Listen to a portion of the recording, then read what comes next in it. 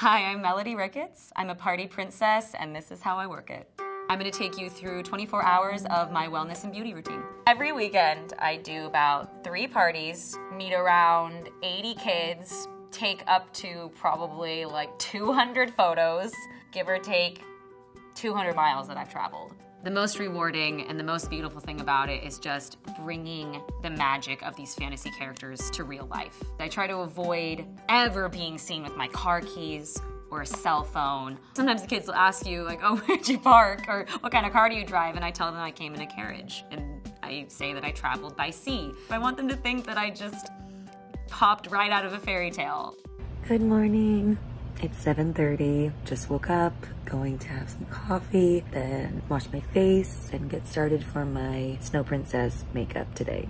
So I use this wonderful jelly cleanser from Drunk Elephant. So I got it as a tester from Sephora for my birthday, and then my roommate got me a full one because she knew how much I loved it, but I cannot normally afford this. I was so ignorant about, I was like, well, I have oily skin, I don't need moisturizer. It's not true. I don't know how to say this. It's a day cream, proteiny. So then around 8:30, I start thinking about all the different princesses I have to be throughout the day. So I have to lay all the costumes out and put them all in my car and all the different makeup that I need. I go and make my coffee, nice strong brew. Oh, look, I match.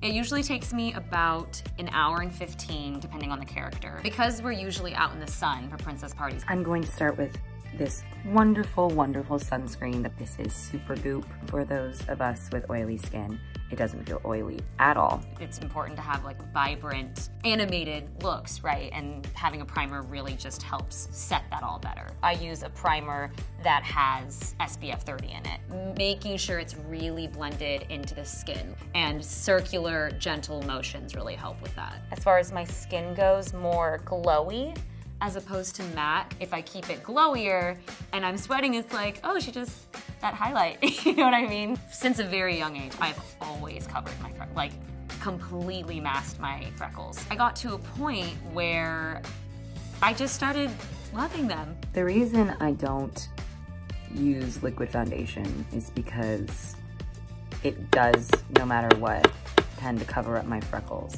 And I don't want to have them covered anymore. And then I'm going to take my favorite product, which is L'Oreal Paris True Match Mineral Foundation. It kind of acts as a concealer, a lighter color around the eyes, makes them pop more. I'm never seen with like this little amount of makeup, so this is like, it's a good lesson for me. And now I'm going to use my favorite concealer, which is by NYX, NYX, I don't know which it is. And we're just going to conceal all of this stuff. Having highlighter adds a level of whimsy, and it kind of gives like a doll-like effect. Now time to get very extra with my highlighter. This is my secret. I start with a liquid highlighter, and then I put powder highlighter on top of it. And so I just put the highlighter all over the high points of my face and the apples of my cheeks. Just tap it really lightly. It will pretty much reflect no matter where you're looking or where the sun is facing. You can see it when I smile. It's like, boom, there they are. And I never stop smiling when I'm a princess. So I always try to be so gentle with my blush. Especially as a ginger or anyone with fair skin, it's easy to blush. So I'd rather have like intentional blush. That way when I actually do blush, it's not like, oh, that is a red-faced princess, you know what I mean? I'm back to my e.l.f. blush palette. I'm gonna take these 2 bottom ones and mix them together. Oh, that's something I do. I put it on my nose. I don't really know why. If you really dive deep into fairy tales and folklore, the characters are really young. Having the rosiness is very much like, oh, like cute. So with my blush and the highlighter, actually, I just try to round my face out to give it a more gentle, youthful look. Oh, my eyebrows. I'm so scared to do this on camera. And I'm going to take this precise flat brush from Morphe and use Anastasia Dip Brow Pomade. Whenever I'm using my angle brush to keep it precise is I'll just take a paper towel and I'll like squeeze it really hard and pull it out, and then it gets like super, super precise. A lot of the fairy tale characters, because they're so young, they haven't really come full form into their brows and they're not filling them in.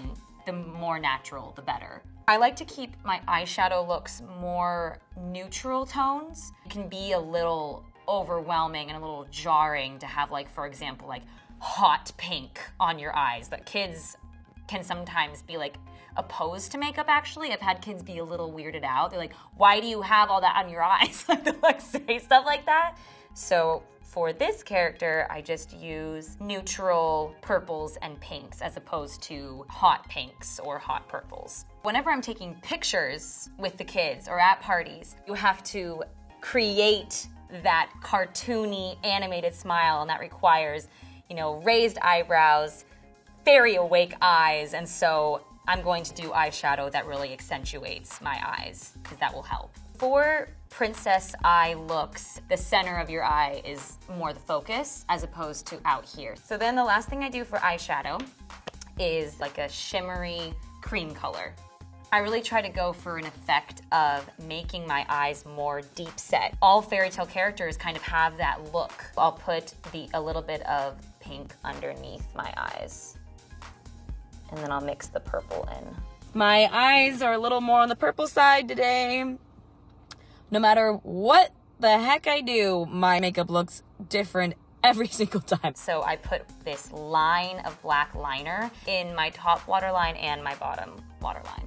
It's really gross to watch, actually. Whenever I see videos of people doing this, I'm like, ugh, like, it's in your eye, it's gross. And then I put on like the slightest amount of mascara. Not like it really matters because I'm putting on fake eyelashes, but you know, I don't use lip liner when I'm Snow Princess because she has really small lips, so I don't need to overdraw them. I can just use my actually small lips. And I always use matte lipsticks because gloss is just gonna smear everywhere. Either your wig's gonna get caught in it, or a kid's gonna touch your face and it's gonna totally smear, or you're gonna be sweating, so keep it locked in with a matte lipstick. And now I'm going to do my lashes. I have used Duo eyelash glue for as long as I've worn fake eyelashes. I do like a small amount, but not only that, but I let it dry for like 2 minutes. Oh, I can't believe I'm doing this on camera. Okay, I actually got colored contacts by choice. They're not required because I have brown eyes, and I'm learning to love myself for it, but most characters have blue eyes or green. I think these are circle lenses. These ones really give the cartoony effect. The very last thing I do to complete my look is a tiny bit of mascara on my bottom lashes. Okay, I just finished my relaxed, it's really early version of my makeup. Next, I have to prep my hair in my wig cap, get into my tights and character shoes, and get my costume on. When you have longer hair and you have to put your wig cap on, you have to take your hair and pin curl it like this with bobby pins all over your head. I can just I just stuff it up and it works. I've done villains. It's just fun to be like playful evil. And you can be like sarcastic too, and they think it's funny because it's part of the character. When you're a princess, like, it is so demanding on your patience. Like when a kid's being mean, it's really hard to just keep that smile on your face. I've learned to not take the job so seriously that I sacrifice like my emotions if a child is being difficult. It's still in character, but I'll be like, that was not very nice or princess-like of you. You really shouldn't talk to people that way. And they're never like upset. They never start crying or anything. But I am learning to find the balance between taking it and being like, I'm dead inside, as opposed to like, as opposed to being like, you need to be nice. And I'm just gonna say it, every time I put this wig on, I feel like I should be, I don't know what they're called, but like George Washington, like, you know what I mean? Like the judge wigs. The best way to pin a wig to your head is not with bobby pins. You need to use hairpins because they disappear once you weave them through. And the wig is not hard to pin because there's so much hair that it pretty much covers a lot of baby hairs. You just need 2 pins here to secure, and then it's pretty much good. I am like 2 to 3 sizes bigger than every person I work with. I just breathed and felt my corset come unzipped. So, you know, I'll get them and they're completely tightened and I have to totally undo it just to get it on my body. And then I have to turn around in like a full-length mirror. And when it's in the car, it's like next to impossible. So now it's about 11 o'clock and I'm heading out the door. The hardest part is probably the driving because we are in our costumes. The horn is brushing against the top of my car every time I move. And some of them have a petticoat and 3 skirts, and it's a C around you. As you can see, it covers up the like park knob. And then I just kind of stuff it and make sure my sleeves aren't stuck so I can use the steering wheel. And we get going. People will honk at you, try to get you to stop. Oh my God, the sun! Ah! So I pull up to my party usually about 30 minutes before it begins. I just arrived, took me about an hour to get here. It was raining, but it stopped. The party is a few houses that way, and now it is time to gather my many supplies for the day. We have snowballs, sometimes we'll play with those. I get a speaker to play my music on. And face paints, of course, because I do a whole lot of face painting. Sometimes it's arm and face painting. At that point, I do any last touch-ups to my face, any last pins in my hair. I'm exhausted, but frankly, I don't remember the last time my makeup turned out this good. Here I am, and I'm about to go into my party.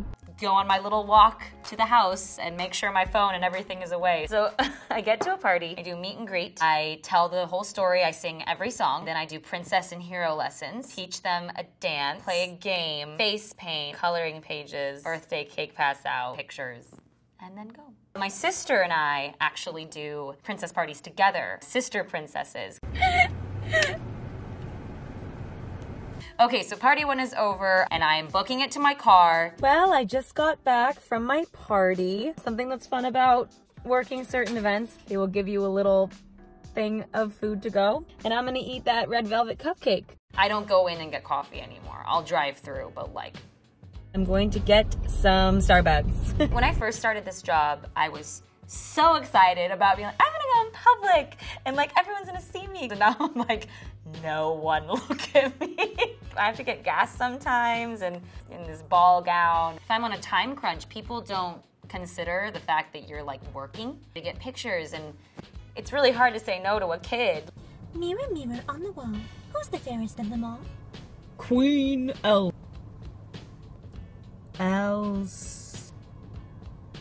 Hashtag Elsa versus the world is my child. This was when Frozen had just come out, and all kids cared about was Elsa. I would show up to a party, and the kids would say, "Where's Elsa?" That'd be the first thing out of their mouth. "Where's Elsa? We want Elsa." And it just got so overwhelming and so annoying. So I made this video for my Instagram and just put the hashtag on it, Elsa versus the world, because that's what it feels like in the princess community. It's like Elsa's up here to the kids, and the rest of the princesses are just like nothing. So Elsa, I heard that the video I did about you really upset you, and well, you wanna know what I do when people upset me? I let it go! Okay, crazy hair melody here. Just finished my party, and I'm gonna get into my green fairy costume after I eat. I will drive to any secluded area I can find and slip and slide into my next costume. My wings are in the back of my car. I'm going to try to put them on by myself, but more often than not, I have to ask the mom or whoever is in charge to shove the wings into my back. Sorry, the AC is very loud, but y'all, it's 88 degrees. Summers doing princess parties are very demanding because it is so hot. You're in these tight corsets and these long sleeves or gloves, these heavy wigs. You're moving, you're dancing, you're singing. So at the end of the party, the last thing we do is we all gather around the cake.